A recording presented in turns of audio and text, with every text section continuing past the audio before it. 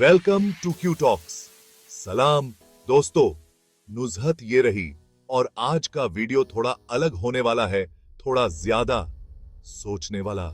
हम यादों के सफर पर जाने वाले हैं, पाकिस्तान की तारीख के कुछ सबसे ज्यादा असरदार लोगों को याद करने, हमारे लीडर्स को जो अब हमारे बीच नहीं हैं। उनकी कहानियां भारी पड़ी हैं संघर्ष से, समर्पण से और पाकिस्तान के लिए खारे प्यार से। उन्होंने हमारे मुल्क को ऐसे आकार दिया है जिसका हमें अंदाजा भी नहीं है। तो एक पल निकालते हैं उनकी विरासत को याद करने के लिए और उनके सफर से सीखने के लाए। बेनजीर भुट्टो, यह नाम आज भी इतनी भावनाओं को उजागर करता है।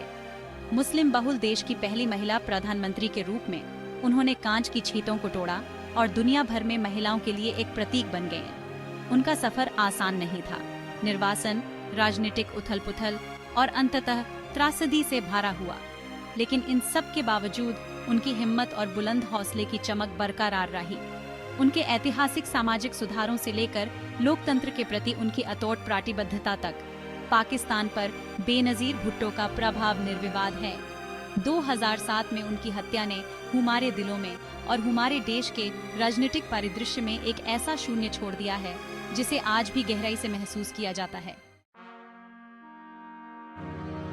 आगे हम उस शख्स को याद करते हैं जो आजादी की जंग में जिन्ना के साथ खड़े थे।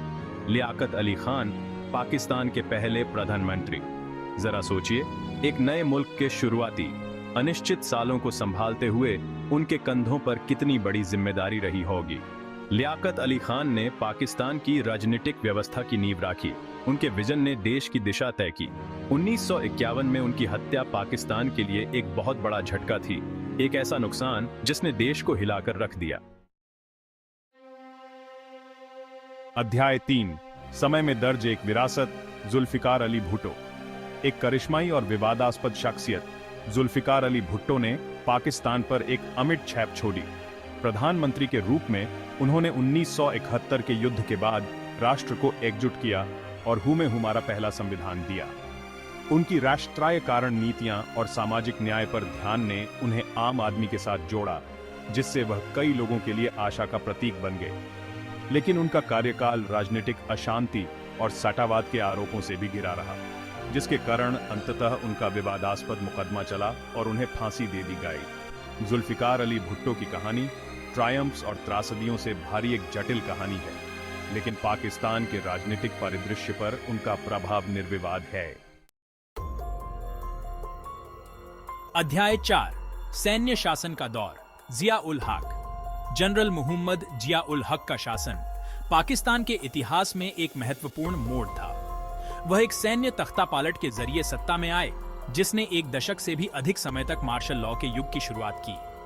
उनकी नीतियों का उद्देश्य पाकिस्तान का इस्लामीकरण करना था, जिसके तहत देश की कानूनी व्यवस्था और सामाजिक ताने बाने में बदलाव लाए गए।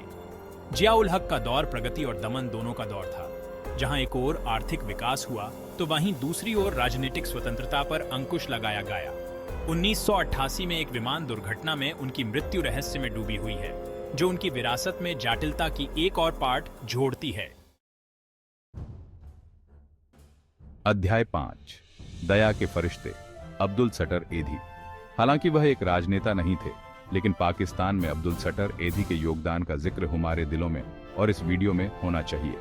इस इंसान ने, इस लीजेंड ने अपनी पूरी जिंदगी इंसानियत की सेवा में लगा दी। उन्होंने कारुणा का साम्राज्य खड़ा किया, एधी फाउंडेशन, जिसने हमारे समाज के सबसे कमजोर लोगों को आश्रय, स्वास्थ्य सेवा और सांत्वना प्रदान की। एधी की विरासत राजनीति और धर्म से पारे है। उन्होंने ह्यूमन निस्वार्थ सेवा का सही अर्थ दिखाया, हमें याद दिलाया कि सबसे बुरे समय में भी हमेशा आशा होती है, हमेशा इंसानियत होती है। 2016 में उनके गुजर जाने पर हर पाकिस्तानी को गहरा दुख हुआ, जो उस अपार प्यार और सम्मान का प्रमाण था जो उन्हें हासिल था। ये लीडर्स, ये आदर्श भले ही चले गए हैं, लेकिन उनकी कहानियां आज भी हमारे वर्तमान को आकार देती हैं और हमारे भविष्य को प्रेरित करती हैं।